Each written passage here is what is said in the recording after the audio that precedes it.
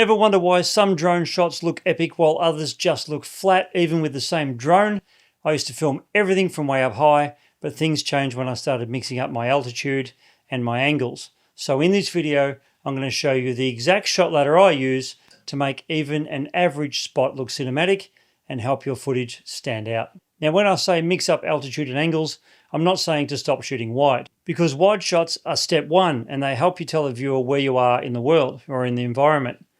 So let's lock in 3 simple wides that set up the whole scene.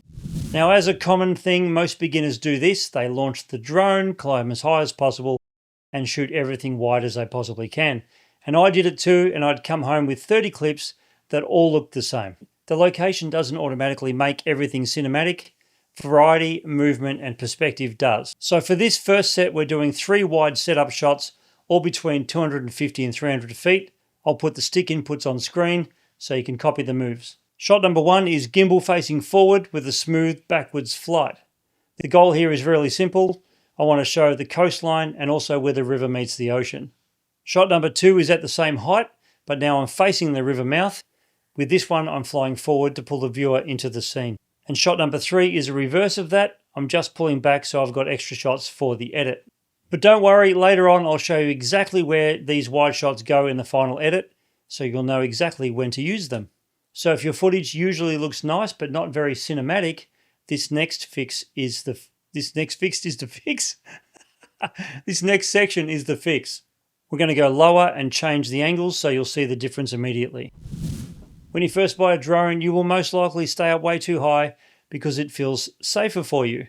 But that's why all your shots can look the same.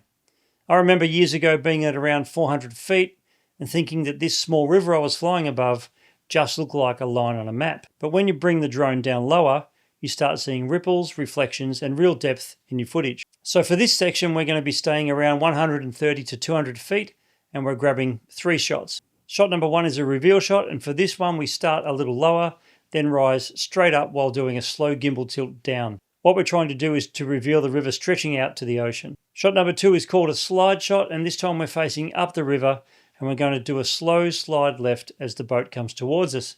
And at this height, you can actually see the ripples in the water and people walking on the shore. And shot number 3 is a follow shot. Now we'll follow the boat from above as it heads towards the bridge. You want to keep it smooth, as this shot is about following your subject, and I'm stopping before I'm over the traffic. I don't want to fly over the cars purely for safety reasons. Notice how just dropping from 250 feet to 130 feet makes the scene feel bigger, because now you've got layers, not just a flat landscape. So next we're going for connection. Let's bring the drone down to a lower height so the footage feels more immersive. Most beginners rarely fly at the heights people actually experience the world.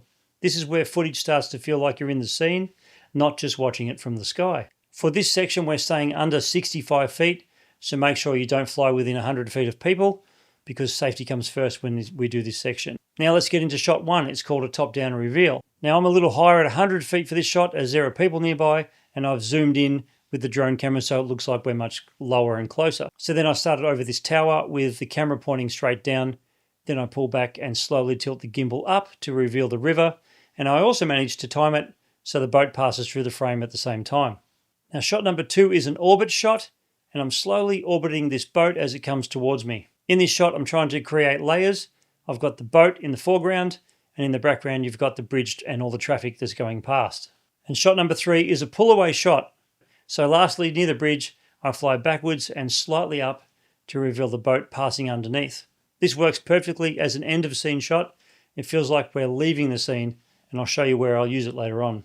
Okay, this next part is where most people start to get nervous, but with slow inputs and the right spacing, low shots make the viewer feel like they're inside the scene.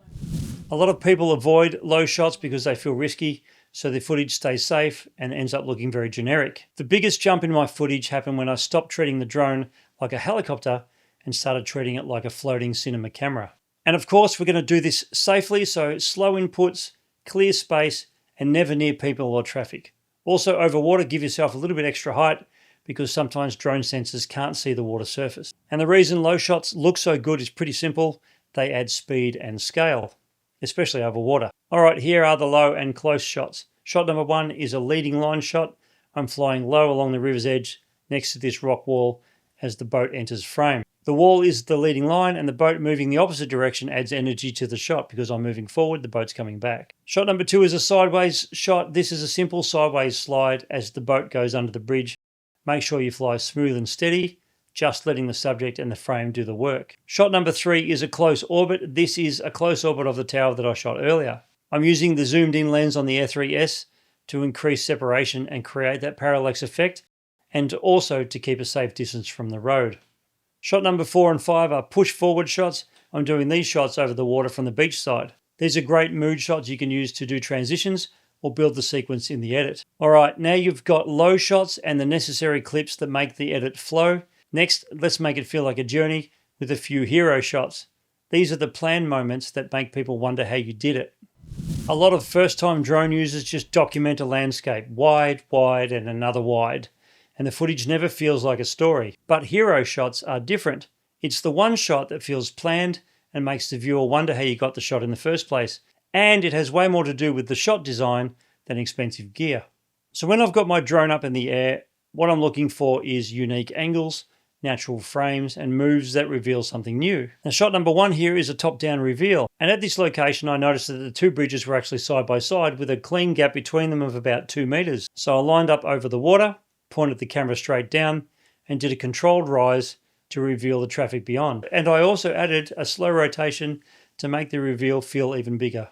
Now, if you do try anything like this, do it only where it's safe and allowed with plenty of clearance. Shot number 2 turned out to be a bonus shot because while I was set up doing the previous shot, a boat came through, so I repositioned and did a slow descent as it passed underneath the bridge. It's mostly the same spot with a totally different feeling. This is why staying alert can get you great footage. Now we have another orbit shot, but this is a tight orbit and it's also much lower than the previous one, of this bird at the water's edge. I'm zoomed in so I'm not getting close or disturbing it. If it was to react, I would have backed off immediately. You don't want to upset the wildlife. These little detail shots are perfect transition clips between your big moments in your edit. The next one is the best shot of the day, I think. It's a top-down matching the boat's speed, sliding sideways. I'm keeping the boat on the right third and filming from above 100 feet at a safe height. And I've zoomed the drone in so it feels much closer than it actually is. And this last shot is the perfect ending to your edit. Start low, then rise while pulling back, and slowly tilt the gimbal down. It works because it transforms from a low shot into a wide, and that backward movement feels like you're leaving the scene. So let's look at 2 ways to edit this side by side. This first edit is only going to be using wide shots at this location.